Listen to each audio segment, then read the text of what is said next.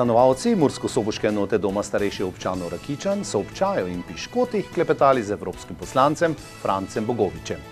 Ekološka bomba v skakovcih še vedno tiktaka. Mlad športnik Rok Heric z uspehi v pikadu, kasaškem športu in športnem ribolovu. Spoštovane gledalke, dragi gledalci, prisrčen pozdrav in lepo vabljeni k ogledu 3 prispevkov, ki so zaznamovali čas v deželi ob Muri in smo jih za vas strnili v oddaji Dogodki.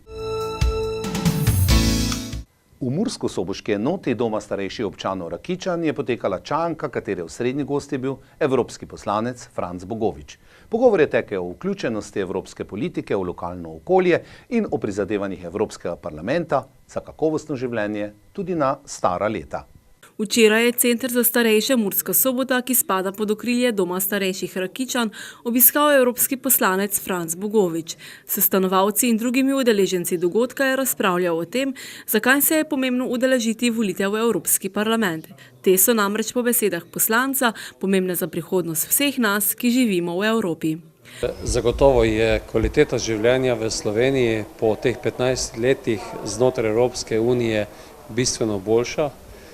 Mislim, da smo dodobra izkoristili to priložnost prostega trga, prostega pretoka ljudi. Izvoz, če seštejemo storitve in blago, je že pri 40 milijardah, smo ena najbolj odprtih ekonomij in kot relativno majhna ekonomija je odvisna od tega izvoza. Drugo, če gledamo turizem, na primer, kot zadeva, ki zopet prinaša prihodek v državi, zelo dobro izkoriščeno. Mislim, da so mladi z Erasmusom in s tem tudi dobro zadihali s pljuči Evropske unije. Pogrešam mogoče malce več samozavesti ravno na političnem prostoru, kjer se še vedno včasih malce preveč sramežljivo lotevamo Evropske unije kot neke inštitucije, od katere pričakujemo, da nam bo povedala, kaj moramo narediti, namesto da se spravili v bolj proaktivno vlogo in tudi sami aktivno spreminjali to Evropsko unijo, včasih tudi malce po svoji meri. Ključno sporočilo dogodka je bil poziv k udeležbi na volitvah v Evropski parlament, ki bodo potekale 26. maja. Meni je bilo danes prvo ključno sporočilo to, da smo v istem prostoru sedeli tako starostniki, ki so v domu starejših, kot dijak gimnazije. Se pravi, vse generacije morajo sesti za isto mizo pa reševati probleme, to medgeneracijsko sodelovanje, ki ga včasih tudi premalo. Zagotovo pa je celotno sporočilo tudi v okviru kampanje Evropskega parlamenta Tokrat grem volit, s čimer želimo na nek način vsi spodbuditi, naj gredo ljudje na volitve, naj volijo tiste, katerim verjamejo, katere mislijo, da je bodo najbolje zastopali v Evropskem parlamentu. Ključno pri tem pa tudi, kar sem dejal danes tu na tem srečanju, ne ponoviti napake Britancev, kjer so na koncu mlajši ugotovili, da so starejši odločili v njihovem imenu, ker pač mladi niso šli na volitve. Tako da za manj potem govoriti, kaj je vse narobe, če te osnovne elementarne pravice, pa na nek način tudi dolžnosti ne izkoristiš, da ne greš na volitve. Zato poziv tistim, ki še imajo, ki še niso izkoristili možnosti predčasnih volitev, da to naredijo v nedeljo in gredo voliti, da bomo končno Slovenci tudi dvigali to nizko volilno udeležbo, kajti to, da gre manj kot vsak četrti voliti na evropskih volitvah, nam zagotovo ni v čast. Direktor Doma starejših Rakičan se je ob tem strinjal, da mora postati skrb za kakovostno življenje v 3. življenjskem obdobju ena od prioritetnih nalog Evropske unije. Ja, mi imamo izredno široko paleto dogodkov, naši stanovalci se v vse te dogodke vključujejo, kajti nastanitev v domu ne pomeni, da je njihovega življenja konec, njihovih aktivnosti konec. Mi celo stremimo, da se čim bolj vključujejo v te dogodke, se s tem ohranjajo pravzaprav neko samostojnost. Velikokrat pa vključeno v dogodke pomeni tudi, da ne rabijo več nekaterih zdravil in jim pravzaprav to pomaga v njihovem vsakdanjem življenju. Direktor Doma starejših Rakičan ob tem meni tudi, da so volitve eden od tistih instrumentov, preko katerega njihovi stanovalci čutijo vključenost v širšo družbo in se čutijo kot pomemben del družbe, ki z volilno pravico lahko vpliva na prihodnost vseh nas. Mi spodbujamo tudi naše stanovalce, da se udeležujejo volitev. Tudi po zakonodaji smo dolžni, da izvedemo te postopke in jim pomagamo pri izvedbi volitev. Pospremimo jih na volišče ali pa glasujejo tukaj po pošti. Vsekakor je tudi to vsebinsko za njih izredno pomembno, da so udeleženci evropskih volitev. Mi moramo namreč vedeti, da se evropska družba stara in vprašanja starejše družbe je vsekakor eno od temeljnih vprašanj tudi v Evropski uniji kot celoti. Temu bomo v bodoče morali posvetiti veliko pozornosti in se vključevati v reševanje vprašanj, ki nas čakajo na tem področju, in tukaj seveda morajo imeti naši uporabniki veliko besede. Stanovalci doma so se ob tem strinjali, da s pomočjo instrumenta volitev v Evropski parlament lahko vsekakor vplivamo na oblikovanje lepše in boljše prihodnosti, v kateri želimo živeti. Vesela sem, da ste prišli med nas, ker smo malo več zvemo. Če se lažje pogovorimo tako med sabo, potem tudi več pridobimo. Za te volitve, to smo veliko spremljali tukaj, pogovarjali smo se med seboj in pač to čutimo, da je potrebno, da smo v Evropski skupnosti, ker samo Slovenija ne more biti izločena od vseh drugih držav, da pač enotno moramo delati, ker smo potem močnejši. Pretok raznih blaga pa vsega ljudi, vse to je lažje, mej ni in imamo potem večje možnosti. Naj bo to na kulturnem ali pa gospodarskem področju, kjerkoli. Podobnega mnenja je tudi gospa Ema, ki je že 8 let stanovalka Centra starejših Murska Sobota, a se še vedno dobro spominja časov, ko Slovenija še ni bila članica Evropske unije. Evropske volitve naj ostane, ko so, meje naj bodo odprte. Jaz sem z Goričkoga, jaz sem poleg meje doma bila. Nismo mogli prekiti, se je zaprto, jaz si želim, da bo vse odprto meje. Pa si želim, da bomo mi tudi kot skupno, pa bomo se vsi poštivali, da ne smemo gledati, kaj si ti prišel, vsi smo ljudje. Problem deponije odpadnih gum v Skakovcih postaja vse bolj pereč. Cele in mlete gume na deponiji nekdanjega centra za razgradnjo avtomobilov v Skakovcih ležijo tam že od leta 2009. Na omenjeno problematiko in neodgovoren odnos Ministrstva za okolje opozarja tudi tamkajšnji župan Danilo Kacjan. Približno 7 let je trajalo, da je inšpektorat pravnomočno sklenil postopek za odstranitev odpadnih gum na dvorišču podjetja Volk v Skakovcih. Kljub pravnomočni odločbi podjetje Remontom iz Dobrunj, ki je zdaj lastnik zemljišča z odpadnimi gumami, tega ni storilo. Zato je inšpektorat odredil odstranitev gum po tretji osebi. Izbrano podjetje je del gum odstranilo, del pa jih je ostal in še vedno niso odstranjene. Ostalo je približno 4500 kubičnih metrov odpadnih izrabljenih avtomobilskih gum, mlete odpadne gume pomešane z industrijsko odpadno gumo in mleto plastiko. Pred parimi dnevami sta bila 2 požara v Lenartu in še ne vem točno kje. In tudi v Skakovcih imamo že dolgoletni problem z temi gumami.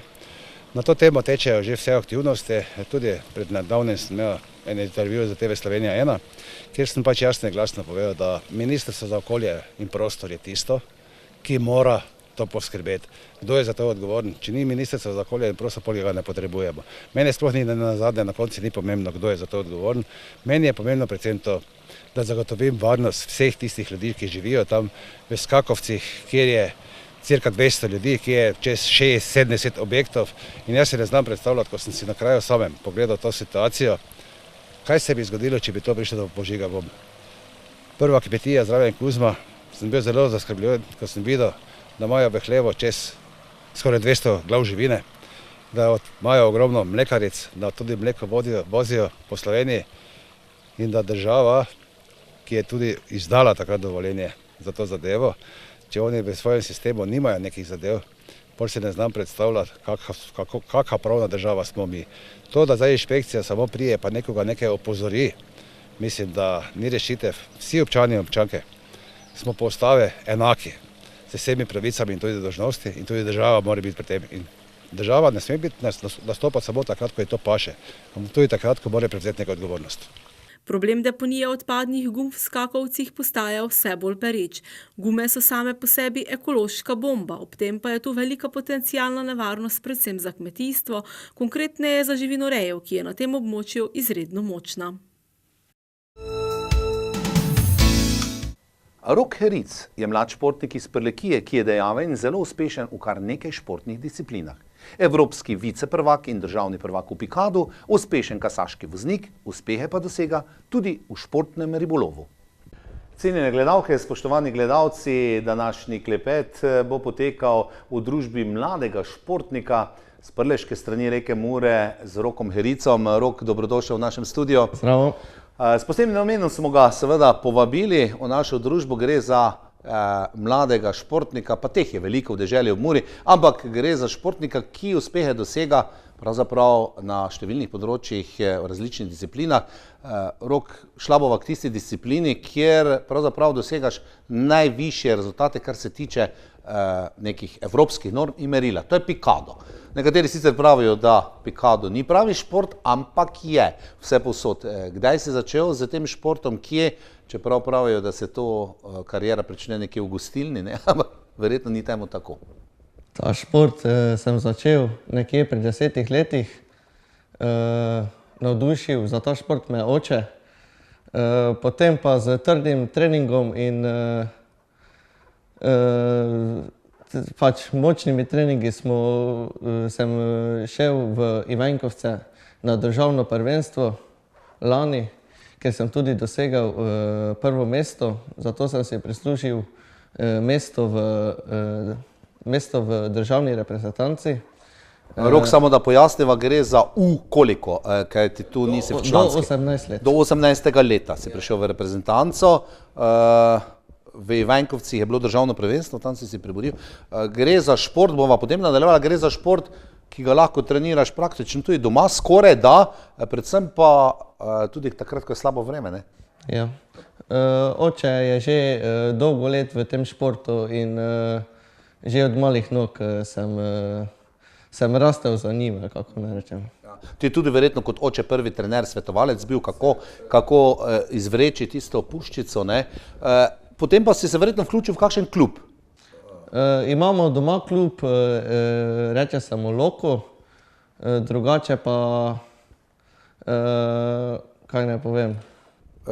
Tekmuješ pač skozi vse leto, bolj zimski šport je to? Bolj zimski šport.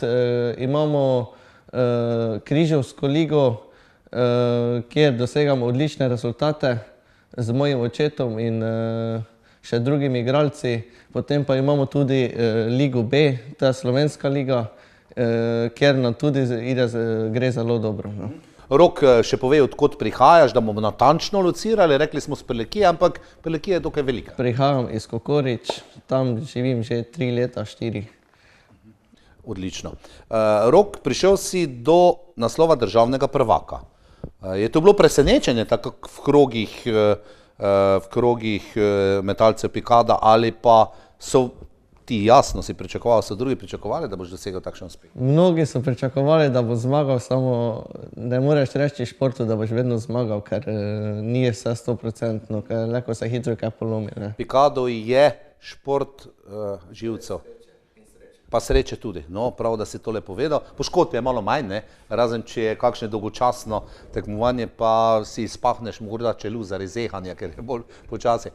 Rok, s tem, da si prišel v državno reprezentanco, si bil član državne reprezentance. Koliko šteje reprezentanca v pikadu državna in v katerih, ali so to kakšne kategorije, posamično dvojice, to vem, da nekaj obstaja. Malče nam to obrazložiš?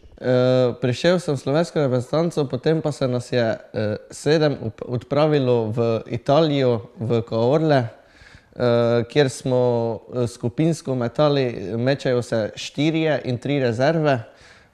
Potem pa ni našlo glih najbolje, ampak... Evropsko prvenstvo. Evropsko prvenstvo, ja. Niste dosegli tistih rezultatov, ki ste jih morda doma dosegli po pričakovanjih? Ni nam šlo najbolje, glih. Malo nervoze, malo treme, brško ne. Prvič smo bili tam in prvi so organizirali ekipno tekmo za mladince in malo treme. Posamično je bila tudi tekma? Potem pa sem še jaz ostal 3-4 dni tam z drugimi pekaderji in potem sem dosegal drugo mesto v posamezno do 18 let. To se pravi, vice prvak Evrope si postal do 18 let starosti. To pa že nekaj je, ne? Nekaj velja v mednarodnem športu zagotovo, čestitke za to. Rok, obstaja tudi svetovno prvenstvo? Mislim, da obstaja. Samo tu se konča zgodba, ne, na evropskem v Italiji. Kako so kategorije potem naprej?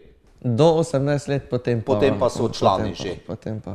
Kakšne so šanse v članske konkurence? Zelo močne. Zelo močne, tudi tam boš hitro potrkal na vrata reprezentance, kaj ne. Prlekija je nasploh znana, pa ta del naše dežele v Muri, da imamo odlične metalce, oziroma pikaderje, si rekel, se imenujejo, ne. To je eden od športov. Gremo k drugemu športu, ki pa je nekako vezan na rodbino Hericevih, namreč to je kasaštvo. V Prlekiji je kasaštvo seveda dolgoletno, stoletno tradicijo in tudi pri vas dedek je, morda že kdo prej, pričel se ukvarjati z rejo, s treniranjem in tekmovanjem kasaških konj. Ti si del te družine, tudi oče Boštjan je dirko, predvsem pa nekako dedek Daniel, on je glava družine in še vedno vztraja, tudi verjetno veliko od njega odvisno.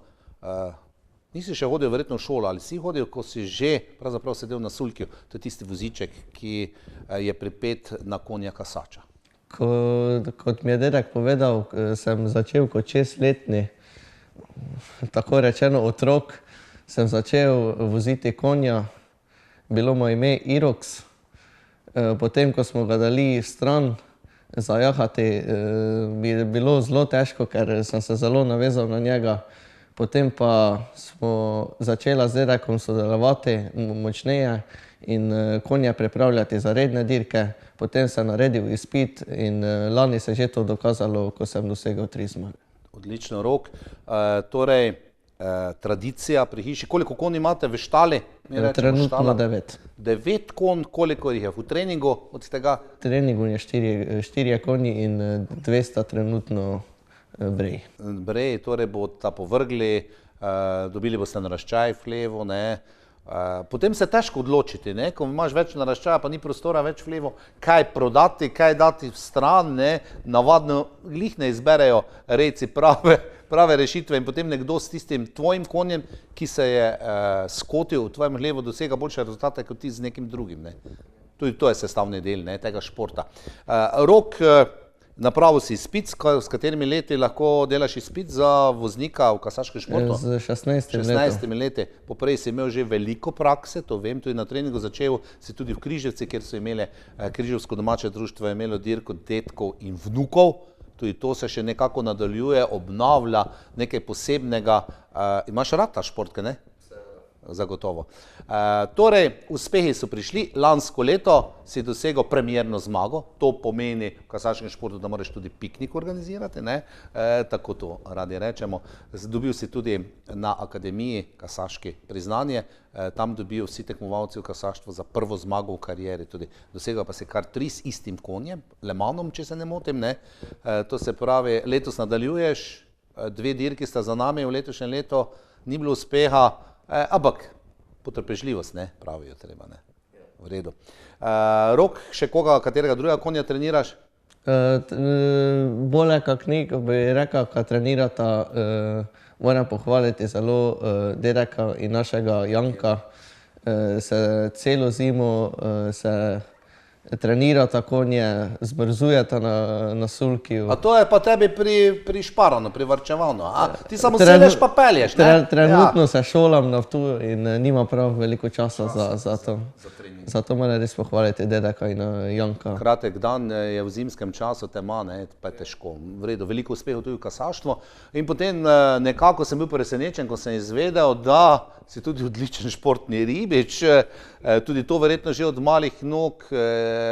Ja, res ni veliko, nimaš časa za kaj drugega, niti za dekleta, po mojem, če si v športni ribolovu, si nedavno postal ribiški car, se temu reče. Ja, Kako je s tem? letos, prvega bom začel, lani sva z bratrancem dosegla Jakobom prvo mesto v Gajševci na tekmovanju, 3-dnevnem tekmovanju. Bilo je zelo mrzlo, ampak zdržali smo. In lani po ribiškem tekmovanju drugi dan je bratranec Jakob dosegel, da je bil ribiški car, no letos pa sem ga jaz premagal za 10 gramov. 10 gramov, to je nekaj malega, ne? Sicer ribe ne bomo videli od tebe v tem studiu zagotovo, ne kdaj drugič.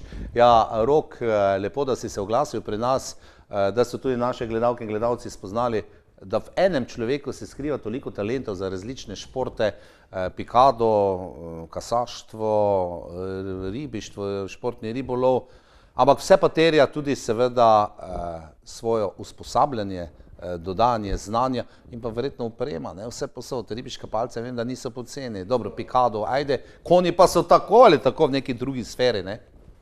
Vse je zelo drago, danes so hobiji, ne vem sploh, kako mi grata, da imam takšne 3 velike hobije in sem res ponosen, da imam takšno družino in vse skupaj. Torej, hvala tudi očetu, hvala tudi detku, ki seveda skrbijo za tisto finančno plat nekje po strani. Rok, veliko uspehov, vse dobro v vseh 3 športnih disciplinah, morda se kdaj srečava, pa bom izvedel, da si še morda prvak v kakšnem drugem športu. Hvala lepa.